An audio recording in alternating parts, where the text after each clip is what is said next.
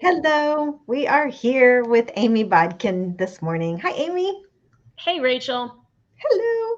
So, we're going to talk about your fabulous classes for the spring co op. I'm very excited about them. All right, so let's here I have a little banner that lists all your classes. There we go. All right, yoga for mental health. Okay. Intro to Hebrew was handicrafts, fun with fats. And then, of course, the classes that you had last semester that are now recorded classes, woodworking and family yoga fun, right? So we're going to talk about all those. Which one do you want to jump in first? Well, let's start with yoga for mental health as it was listed first. Listed first. Let's go.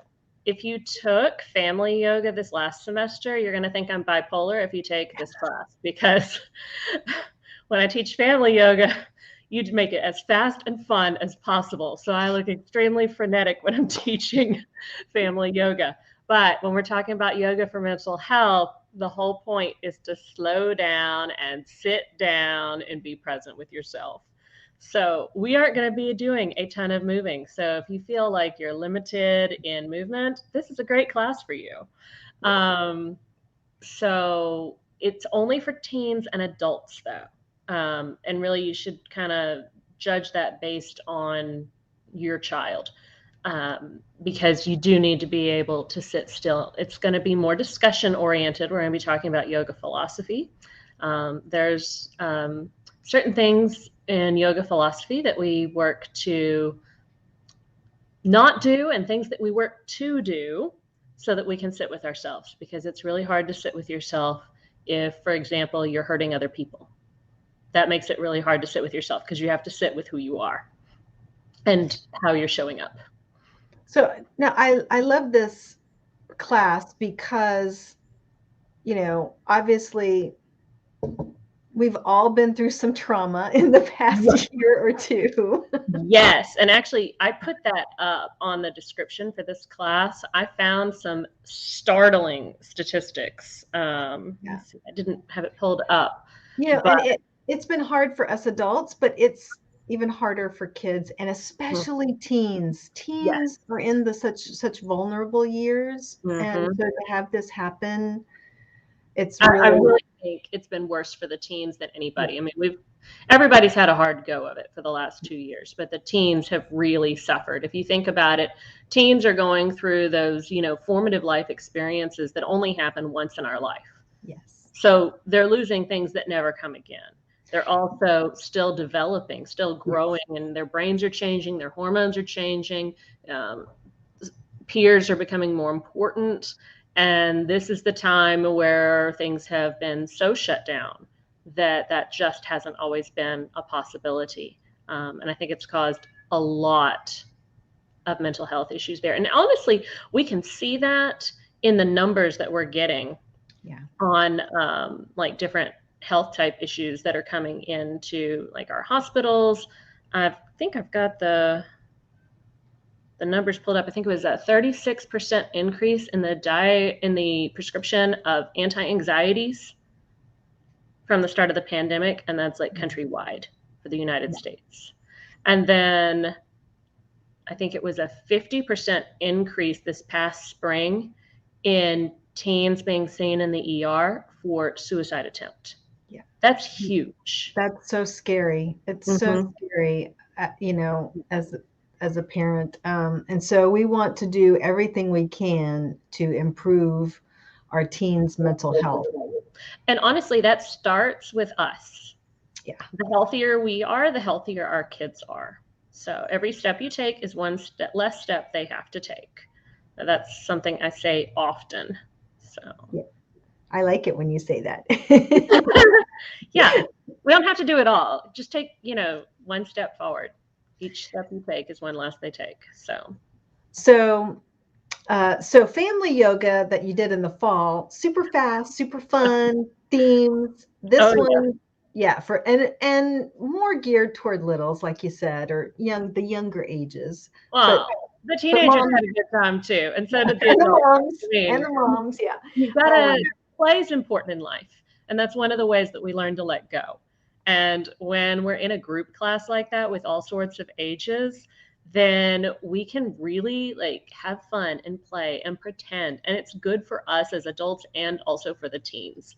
However, there's also something to be said for slowing down and checking in with your body. Little ones, they have a harder time doing that. But as we're getting into the teen years and then becoming adults, then we're able to check in a little bit more than what we were able to before. We have more brain development going on, more going on in the prefrontal cortex, which allows us to really connect with, oh, what's going on in my body? How am I feeling? Why am I having this reaction? So it'll be a very interesting discussion. We're going to be talking about all sorts of ideas about, where does stress come from? Why do we feel the way we do? What can we do to keep from having those kinds of anxious feelings? So for people who may not know, Amy is our special needs consultant over at the Plenary. So she's got all sorts of fancy degrees and was a school psychologist for many, many years. And she's a certified yoga instructor as well. So you've got all of these areas of expertise, areas of skill, areas of experience coming together to help families. And that's what it's all about. One of the many reasons we love you. It's what it's all about in my mind, because yeah, I mean, nobody, I've told this to a lot of special needs families, especially too. Nobody gets out of this world without some kind of a challenge. If you do, come back and tell us how you did it, because we want to know. But so all of us have some kind of special need at some point in our lives, because the special need is just something that's outside the average. And when we recognize that and are able to talk about it and admit to that, then we're able to really build relationships and community at an eye level instead of at a top-down level, looking down at people. It allows us equal footing. And that equal footing is so important for development, because it shows people, hey, you know what? I do have value. I am just as valuable as the next person. I may be going through something different. I may have different needs at this point, but that's okay. I still have value. And I mean, really, that's Charlotte Mason in a nutshell. Absolutely. Kids have value. So whenever I teach classes at a Charlotte Mason Plenary, they're always geared specifically for special needs families, things that they're specially looking for. And they're also always geared so that a person of any age can participate at their level, except yoga for mental health. That one's special. Just for the teens. Yeah, I love that you approach everything from a developmental point of view. I think that's so important, because it's so important to meet kids where they are rather than where we think they should be or where society thinks they should be. Just meeting them where they are. And that goes for moms, adults, it goes for everybody. Meet people where they are and love them for where they are. Exactly. That's why I love our handicrafts classes, because they always have so many options. Okay, so let's talk about your fun with fats. I know everyone's totally thrown off by that. They're like, what is fun with fats? We're going to be making crafts out of fat, guys, and it's going to be so fun. So seriously, though, we're not going to take globs of fat and just try to mold them into something. That's not what we're doing. We are going to be making candles, soap. You can make bowls out of fat, crayons out of fat. You can make special types of fabric designs out of fat. There are so many cool things you can do with fat. I know. Who thought that would be a class? Make sunscreen or lotions or all kinds of fun things. Gifts, ideas. So talk about the kinds of fats people will be using in this class. So this is the beauty of the way I teach these classes. I'll show you what we're going to do, And then you get to choose how you want to do it. And if you need to figure out how that needs to be done, I can tell you how to adapt different things for different fats, because you can use all sorts of different fats, but there's certain types of fats that are better for certain types of purposes. So we'll definitely be using beeswax, because you cannot like replace, beeswax has a very unique set of properties to it. And so we'll definitely be using beeswax. Beeswax is pretty hypoallergenic, so that shouldn't be an issue. If you're more into those like pioneer type skills, then you can save the fat from your ground beef that you cooked, and we'll use that, and I'll show you how to do that. Very frugal. I don't recommend it necessarily for candle making, but that's what the pioneers did. That's what they did in colonial America. So if that's your jam, then go for it. You can experience what it was like. Oh yeah, very frugal too. And then we'll also have options that are like non-animal fats as well. Usually ones you can buy, because a lot of plant-based fats take more processing. There are some you can make at home, but it's more difficult usually. But we'll go through the different kinds of fats, how they are processed, at least a little bit. So it'll be a lot of fun. There's 3 different projects for each week, so you can pick the ones you want and leave the ones you don't. Well, and I loved that you did that with your woodworking class this last fall. Yes. You had so many different options for everybody, and the kids just came back and was showing you all their projects every week. And yes, I got a picture the other day of a box one of the kids made after the class was over, and it's a Minecraft chest. Really cool. And a lot of really cute pictures. There was some Wisconsin string art. I was totally impressed.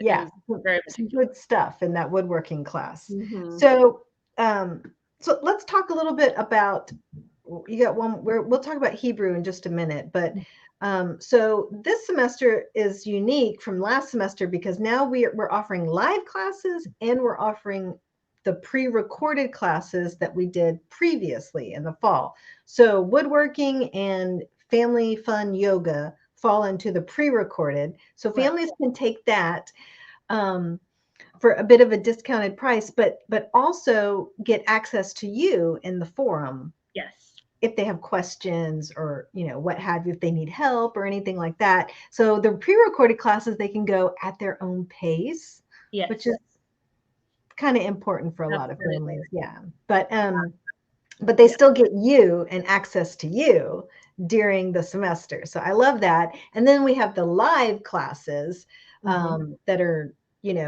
date based. But families always get the recordings of those classes, because, life happens. Life happens. Yeah. So I just wanted to explain that. And right. Then let's talk Hebrew. So this will be a little bit different. I am not a native Hebrew speaker by any stretch of the imagination. Just want to clear that up front.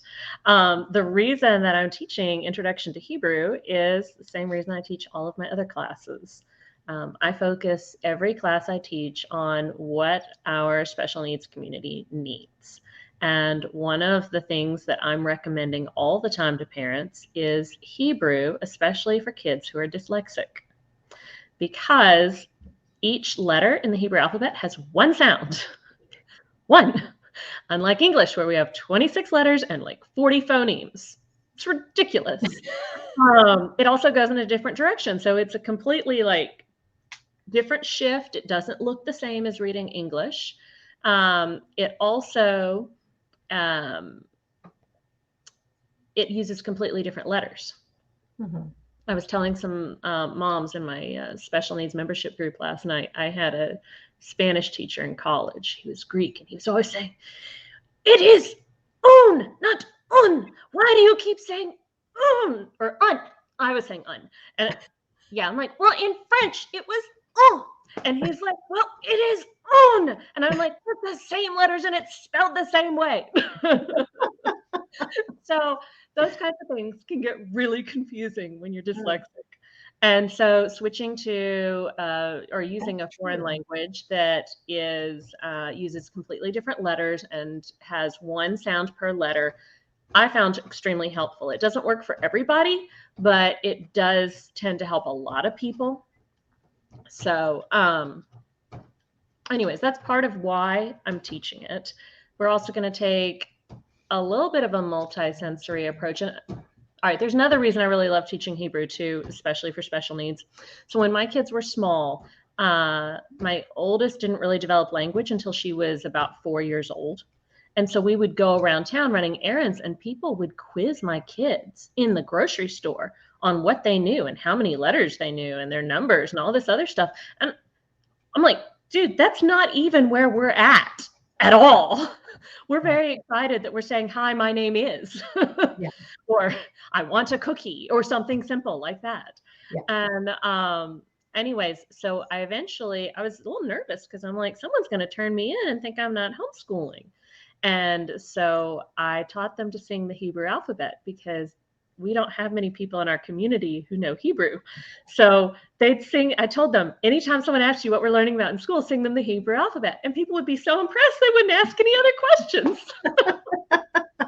So there is never a wrong age to start learning Hebrew. True. It might be the thing that you show off to everybody so they'll quit asking you questions about the things that you're struggling with. So anyways, it's geared more for older students because it is reading Hebrew. However, we're also going to have a beginning section where we'll go over like the song and some of the letters and do kind of a multi-sensory thing. So if you have younger kids you want to participate, they are more than welcome to come in and participate. And when they wander off in about 10, 15 minutes, that's fine. And if, mom wants to hang out and learn more so that she's like, oh, okay, this is what we're doing, that's fine. So we're going to let everybody kind of check in where they need to check in. But I really would encourage older students to stay for the entire hour, because that beginning part where we're working with some of the multisensory stuff and the songs and stuff, those kinds of things are really helpful with picking up the letters and the sounds. And when you try to get a group of teenagers to do that, they usually are not very cooperative. But if we make it a family thing, it works out okay. Well, so let's talk more about the whole dyslexia component, because I found this really interesting when you were writing your special needs developmental guide, which is fabulous, by the way. But you mentioned Hebrew, and I was like, really? Tell me more. Why does Hebrew, help here? And you talked a little bit about why, but I just find it fascinating. And so if students are struggling in that area, instead of doing, French or Spanish or something like that, yeah, sub out Hebrew for Latin as a written language, because they're both ancient languages. Hebrew also has the advantage of being ancient and modern at the same time. And also that brings up another point. A lot of times people will ask, is it biblical Hebrew or is it modern Hebrew? They both have the same letters and the same vowel sounds, so it's really both. You can go either way. Yeah, I mean, there's some differences at points in time. Sorry, that's my cats. They really want to come out here and hang out with you guys. So anyways, there's some differences, but we're not going to be getting into those differences in this class. This is just basics. Oh, and actually another thing that we did not discuss that I should probably point out, this class is geared towards just a general group. It's not a religious class. You cannot separate out Hebrew from Judaism. They're like peanut butter and jelly. They go together. So we can't separate that out. So there definitely is going to be, cultural aspects that are drawn in. A lot of the words that we can read in Hebrew are words that are used in Jewish culture. So that aspect will still be there. but I wanted to make it broad enough that we could include all of our friends who might have an interest in learning Hebrew. And it's great to start out with letters and sounds when you're learning an oral language, because if you struggle with hearing sounds for an oral language, like when you're dyslexic, sometimes you can have trouble putting the sounds in the right spots. Going over the alphabet and the sounds it makes can really help. So even if you're just doing like an oral language right now and you want to pick up the alphabet, that would be a great starting place. If you're getting ready to move into a written language that's more ancient, then Hebrew can be a great option if maybe Latin isn't your jam, especially if you're needing a completely different alphabet. That's totally different. Yeah, the alphabet is really interesting to me. To just completely change gears like that. When I was in college, I took Russian. Russian was my foreign language, so I wonder if that might fall into the same category, because it's very phonetic. It sounds like it's spelled, super easy once you learn There's several languages like that. And, Hebrew is not the only one. Some people do really well with Spanish because it's more phonetic. It uses the same letters, so that can be a challenge for some people, but some people do well with it. Greek is supposed to be good, but I've never had any experience with seeing how that plays out. Yeah. But, Rick Riordan mentions Greek in his books as being the language that the dyslexics are meant to be able to read. Interesting. And it still uses a different alphabet and stuff. Yeah. So, and each language has its pluses and minuses. Korean is really neat because it uses spatial representations to form the different words. But if you had spatial issues, it would not be the language for you. So a lot of it comes down to the specific student. But in general, I've found that Hebrew tends to work really well for dyslexics unless they have trouble with their brain processing what the eyes see. Usually you see that when like letters are jumping around and wiggling. Lots of dyslexics don't experience that. Okay. A lot of dyslexics, they have trouble with spelling and they have trouble learning to read and attaching the sounds and all of those kinds of things. But some do struggle more with just the wiggling. Okay. It's different. Anyways, that's all the nerdy stuff about dyslexia. So Hebrew is on Thursdays, 9:30. Right. And then Fun with Fats is on Wednesdays at 10, and yoga is on Tuesdays at 10. Yes? Yes. Yes. Yes. And I forgot Hebrew. So I teach Hebrew at our local school for Jewish living. So I teach like kindergarten to second grade, usually about somewhere around in there. So anyways, that's why I'm teaching Hebrew. Like I actually do know what I'm teaching. I felt like it's important to clarify that. Not a native speaker, but I do teach this to our K through second grade. You have experience. You know what you're doing. Yeah. Oh, yeah. And I did it with my kids, too. And that's totally different. We spent years on the alphabet, and that was totally fine. Because once you know the alphabet, you can string it together. It's not hard. Yeah. Just go at your own pace. Mm-hmm. All right.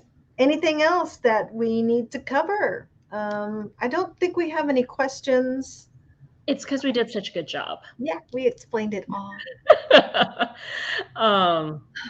Let's see. But your classes were really, really popular in the fall. So I expect your classes to be popular again. So people need to go sign up. Yeah. I can't believe they're yeah, so and I can't believe they're starting in less than 2 weeks. It's like, here we go. I don't know which one I'm more excited about. All three of them are going to be super fun. So, well, everybody loves you and loves your classes, so we're so thankful to have you. I love approaching it developmentally. It's so fun. And to help people build relationships. And I was telling the moms last night at the special needs membership group that we don't tend to think about handicrafts as being relational as much. Like we think about learning a skill, but You're developing a relationship with the materials. So by the time you get done with fun with fats, you're going to know so much about fats and their properties. Did you know that if you make soap with coconut oil, it's like super sudsy? I did know that. But if you make it with beef fat, it's not. See, that I did not know.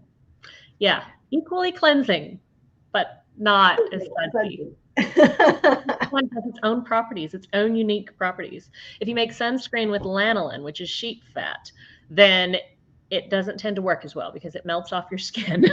Oh, okay. Beeswax is a better choice because it doesn't melt right off your skin. So interesting. Yeah, no, I in your woodworking class, kids learned a lot about wood. So I didn't, yeah, I didn't really expect that, but you dove into like different types of wood and how, how grain and all that stuff. But that's how we do handicrafts. When we understand the materials we're working with and have a relationship with them and build it intuitively, and then we also understand our tools and understand the relationship we have with them, we can take that knowledge and use it to create something totally new. But it's interesting because I haven't seen that approach in other handicrafts class that maybe. Yeah, that's mine.